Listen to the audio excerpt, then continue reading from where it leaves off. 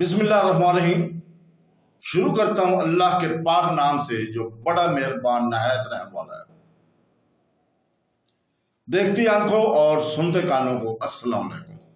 بہنوں، بھائیوں، دوستوں اور بزرگوں، آج کی ہم اس معلوماتی ویڈیو میں ہم سلجوق سلطنت کے دوسرے سلطان الپ ارسلان کی ایک جامعہ سوانح حیات پیش کر رہے ہیں۔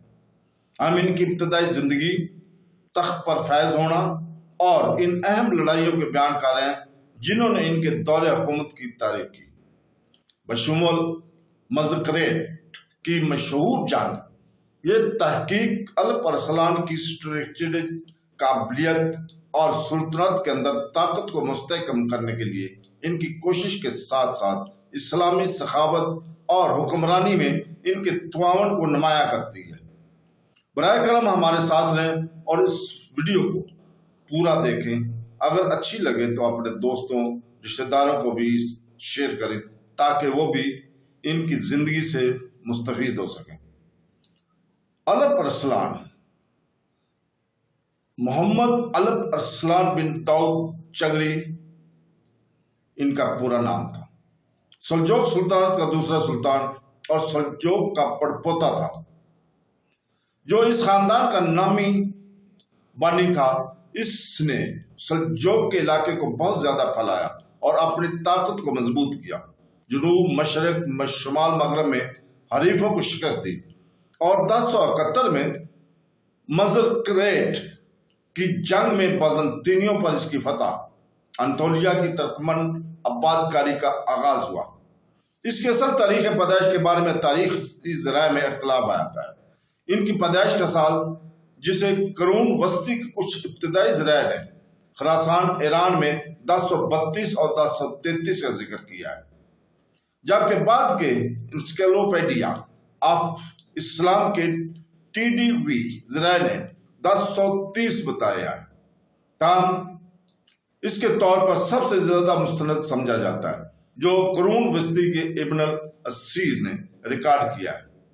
مورخ 1 محرم 420 ہجری 20 جنوری 1029 عیسوی کے برابر ہے۔ وہ چغری کا بیٹا اور سلجوقی سلطان کے بانی سلاطین تغرل کا بھتیجا تھا۔ اس کے دادا میکائیل تھے جو بدلے میں سپہ سالار سلجوق کا بیٹا تھا۔ وہ متعدد بچوں کا باپ تھا جن میں ملک شاہ اول اور توتش اول شامل ہے۔ یہ واضح نہیں ہے کہ اس کے بچوں کی ماں یا مائیں کون تھیں۔ اس نے کم سے کم 2 بار شادی کی تھی۔ اس کی بیویوں میں اس کے چچا تغرل کی بیوہ ایک کارخانی شہزادی جو اقا یا سفیری خاتون کے نام سے جانی جاتی تھی، اور جارجیا کے بغداد چہارم کی بیٹی یا بانجی جو بعد میں اس کے وزیر اعظم نظام الملک سے شادی کرے گی شامل تھی۔ سلجوق کی ایک دوسری بیٹے ترک سردار ارسلان اسرائیل تھے جن کے بیٹے قتلمش نے اپنے بھتیجے کی جانشینی کا مقابلہ کیا تھا۔ الپ ارسلان کے چھوٹے بھائی سلمان ابن چاغری اور کاروت اس کے حریف تھے۔ خلج ارسلان سلمان ابن قتلمش کا بیٹا اور جانشین قتلمش کا بیٹا، جو بعد میں روم کا سلطان بنا۔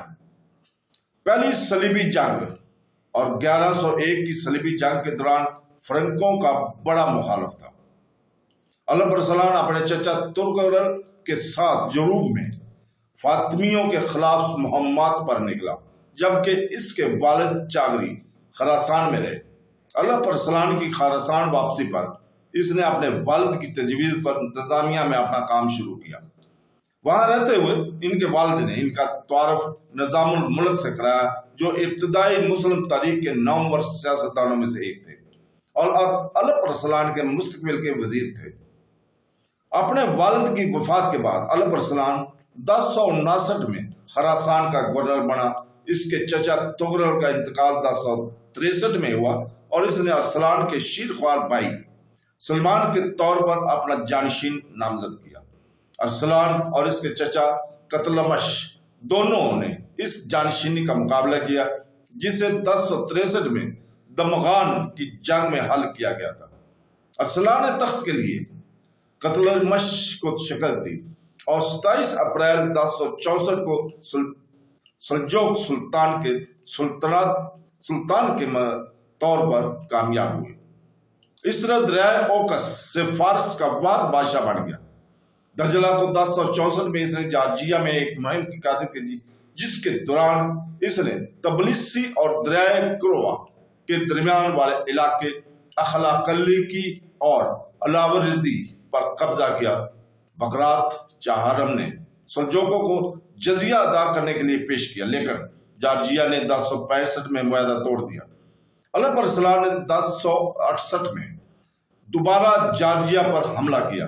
اس نے ایک مختصر جنگ کے بعد تبلیسی پر قبضہ کر لیا اور بغرات چہارم کو تسلیم کر لیا، تاہم جارجیوں کے نے 1073-1074 کے آس پاس خود کو سلجوق حکمرانی سے آزاد کر لیا۔ تو دوستو، اپنی سلطنت کے مضبوط کرنے اور متضاد دھڑوں کو زیر کرنے میں نظام الملک نے ارسلان کی بھرپور مدد کی، اور ان دنوں تو تغرل کی موت کے بعد سلطنت کو مستحکم کرنے میں مدد کا سہرا بھی دیا اسی کے ساتھ ہے۔ اپنے تسلط میں امن اور سلامتی کے قیام کے ساتھ الپ ارسلان نے ریاستوں کی ایک اسمبلی کو بلایا اور 1066 میں اس نے اپنے بیٹے ملک شاہ اول کو اپنا وارث اور جانشین قرار دیا۔